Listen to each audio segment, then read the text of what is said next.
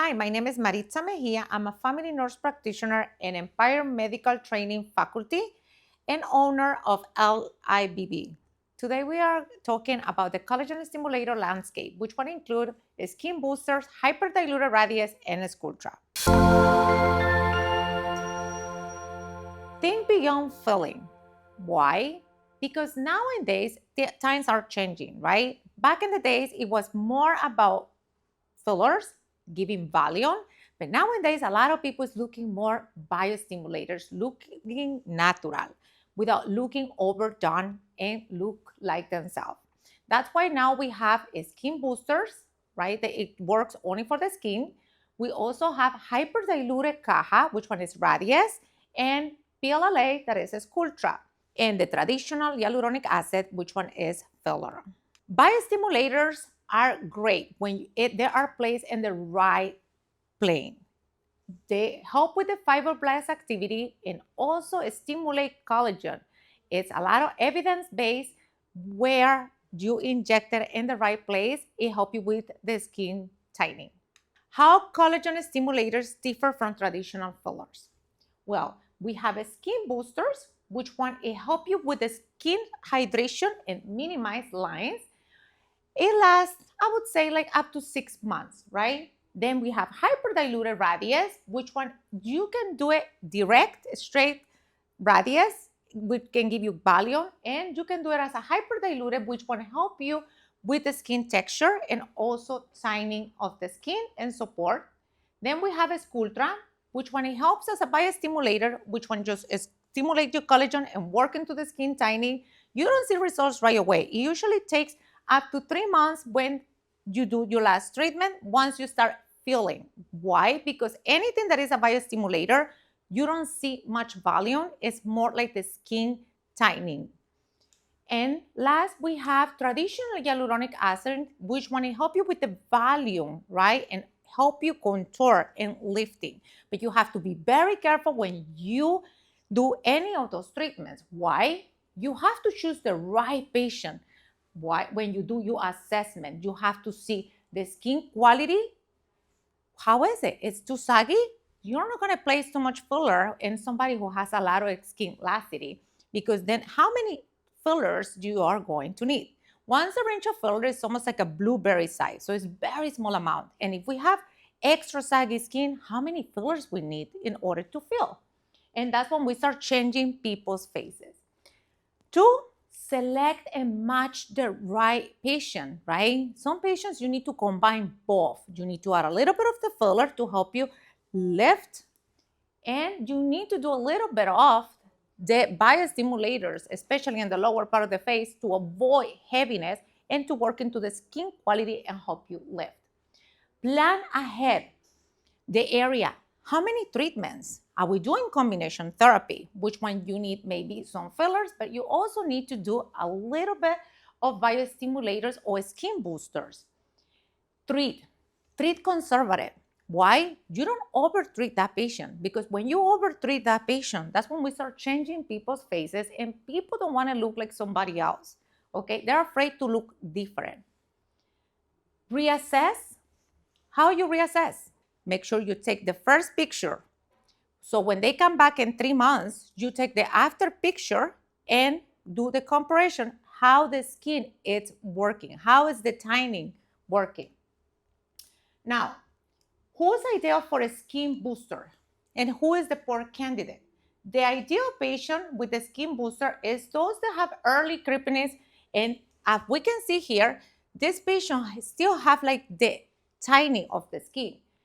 Compared to the other candidate, right, that they have so much elasticity in the skin, right, in this area. So if we do a skin boosters, it's not going to see a lot of the results. So selecting the right patient to deliver the right treatment, it's a must. Choose by tissue diagnosis, not by trend. Just because the skin boosting is on a trend, you're not going to give that to every single patient. You need to assess if the patient are losing weight because it's A, B, or C reasons, right? We have a lot of patients now with GLP-1, and we need to see that patient need a little bit of the filler. Do we need to add a little bit of the volume? Do we need to work into the skin quality first?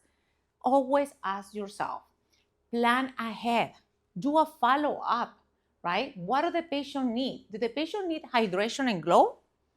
Skin boosters. Does the patient have a creepy texture and thin, very thin dermis? Definitely hyperdiluted Radiesse. That the patient has the hollowness, right? Especially when we lose all the fat pads and we just have the heavy skin. That patient is great for Sculptra. Or we need to add a little projection, contour, a little bit more of definition. That's a great candidate for filler. Patient selection is a must when you are delivering patient care. Technique, product specific, and the plane specific is a must. Skin boosters, what are we trying to achieve, right? What is our goal? The goal is to add micro-droplets to give hydration into the skin. Typical, it's very superficial and it's intradermal placement. What to avoid? We avoid to give volume because that's not our goal. Our goal is to hydrate. Versus hyperdiluted Radiesse. Our goal is to firm the skin and just work into the skin quality. Versus hyperdiluted Radiesse, the goal is to diffuse. Why? Because we're trying to work into the skin tightening. And the protocol, it depends on your practice. It can be diluted, that is a 1-to-1, or it can be hyperdiluted, that is more than 1-to-1, up to 3-to-1 or 4-to-1. Avoid to deliver big bolus to avoid complications. Now we have a Sculptra. What is the Sculptra goal? We're working into tissue remodeling, right? We're working into the skin quality without adding any volume. The only downside in this case is the patient has to be very compliant. You have to massage 5 times a day for 5 minutes for 5 days to avoid any granulomas. And avoid overcorrecting. Why? Because if you overcorrect, sometimes we get those superficial lumps. Realistic results. Do not overpromise what you cannot deliver. Why? Swelling and bruising is always there. And remember, when we work with biostimulators, the patients usually don't see results up to 3 months. What I tell my patients is we have to do multiple treatments. You have to come back within 4 to 6 weeks apart. And after you finish your 3rd treatment, that's when you actually see the results, right? So you have to really be able to trust the process. And 3-4 months after, that's when we reassess and we plan ahead. So the limitations is we cannot overpromise results, right? Especially when we work with biostimulators, it doesn't give you any volume and also doesn't replace any surgery. Don't overpromise. And common mistakes that a lot of people do, they overtreat those areas. And that's when we start changing people's faces. Collagen stimulated compass.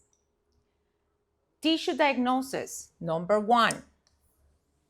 You need to work with the skin quality, laxity, volume, and texture. That's a must. Number 2, product behavior. What are you trying to achieve? Are you doing hydration? Are you doing skin tightening? Are you using Sculptra, that is just a biostimulator, or you using a filler when you're trying to create more volume? Number 3, treatment plane. Where are you placing those products?